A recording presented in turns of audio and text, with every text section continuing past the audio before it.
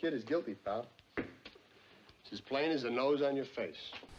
Director Sidney Lumet's first full-length feature film, 12 Angry Men, filmed in an unprecedented 21 days, following a number of series made for television, is an adaptation of a story from Reginald Rose, focusing on a group of 12 jurors who need to reach a unanimous verdict on a first-degree murder trial. From the moment the camera cross-fades from the emotional 18-year-old man on trial, crucially the only shot we get of the accused in the whole film, to the jurors' room, we are presented with a verbose yet tense drama. The real drama happens between these 12 gentlemen who go back and forth between views of guilty and not guilty. The star name driving the story is Henry Fonda, who maintains the image of the cool man of authority in the jury room throughout, despite some extreme close-ups where he cleverly appears to be pleading for support from the audience. Locking the jurors in the room is also key to the claustrophobic nature. The film plays out in real time, and these 12 men are going to spend the next 90 minutes getting to know a lot more about each other than they expected, all the while not even asking each other what their names are. Just like the accused, who remains unnamed, the men are reduced to numbers of a jury. They even sit around the table to deliberate in numerical order. The entire cast are fantastic, and the character traits of all jurors are clearly presented by Lumet. From the endless close-ups of the elderly Juror 8 to the determination of Juror 2 protesting that the boy is guilty, this is an engrossing drama that keeps the audience going back and forth on their own decision. We are with the characters through every table vote, trying to decide whether we believe the boy is guilty of the crime or not. And in addition, we stop to think for a moment, just as Juror 7, Fonda, does, when Juror 6 raises the dilemma: what if everyone is swayed to vote not guilty and the boy really is guilty of murder?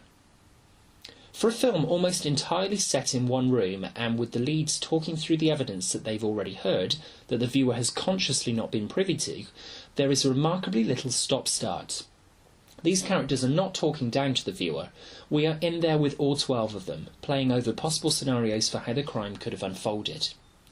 What Lumet does so well in his direction is to irritate both the jurors, stuck in a stuffy room going round in circles, with each man trying to make himself heard, and the audience themselves, desperately listening to each new detail as the narrative unfolds. It's an ingenious kind of filmmaking, deploying close-ups that position the viewer in the same room, sat at the same table, listening to the evidence and giving us the choice to make up our own minds. Just as the characters are sweating from the heat of the day drawing to its end, and the realisation that the decision they make could have a lasting effect on this young man's life, so too the viewer is compelled to come to their own conclusion. Kenyon Hopkins' subtle yet effective melancholic score, while sparingly used, also underpins some of the scenes well. It's used to best effect at the moment where Fonda, Juror 7, has requested a second vote as a secret ballot. There's a glimmer of hope in the score and anticipation on Fonda's face that more of the jury may be joining him in voting not guilty. It's a brief but shining moment that exemplifies the power of music in film. The absence of musical score also plays an important role, with the pouring rain outside the jury room underpinning the drama. The rain hits the windows harder when the conversation gets more tense, particularly in the final section of the story. The acting is top tier across the board, but particularly from Henry Fonda and Lee J. Cobb, who take centre stage in the proceedings as clear polar opposites in character and decision.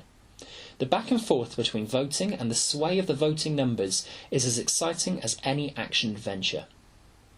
It's a testament to the power of the film and the brilliance of its director that to create the feelings of frustration and claustrophobia, director Lumet had all the actors stay in the same room for multiple hours reciting their lines without filming them to give them a real taste of what it would be like to be cooped up in a room with the same people. 12 Angry Men has a simple yet hugely effective premise that twists and turns as the audience slowly discovers new information about the murder case and begins to visualise how the murder could have taken place. For a film based almost solely in one room, Boris Kaufman's remarkable cinematography brilliantly focuses on the claustrophobia of the situation, and Lumet's direction ensures each of the 12 jurors has a personality of their own that is given the chance to shine. This is ultimately a 96-minute film that flies by because we are so engrossed in the proceedings. The Crawford-Clark close-up standout scene involves Juror 2 breaking down over the torn picture of himself and his son and ultimately conceding to the majority vote. For a character so steadfast in his belief throughout, Lee J. Cobb's breakdown in this scene makes him at last a more sympathetic character, and the jurors can finally conclude their business. 12 Angry Men is an impressive drama that keeps you gripped from the moment the trial adjourns to the final jury verdict. It's no wonder the film is commonly used in business schools and in workshops to illustrate team dynamics and conflict resolution techniques. We rate 12 Angry Men .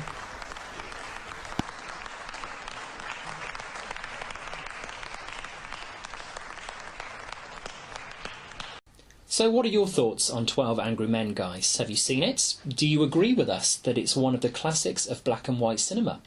If you haven't seen it, perhaps our review has encouraged you to seek out a film widely regarded as one of the best ever made. Whatever your thoughts, let us know below in the comments, and if you like this review, please click subscribe. You can also find Crawford-Clark Close-Up on Facebook and at Crawford-Clark Close-Up on Twitter, where you can keep updated with all our latest postings of new and classic releases. Feel free to email us your thoughts as well to crawfordclarkcloseup@gmail.com. All the details are coming up. Thanks for watching, and until next time, that's a wrap.